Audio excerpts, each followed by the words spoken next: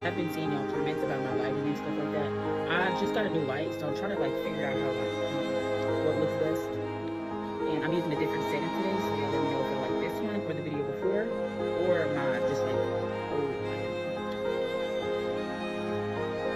I just want y'all to have a good video, and I've been seeing a lot of y'all disappointed with the light. Like, oh my gosh,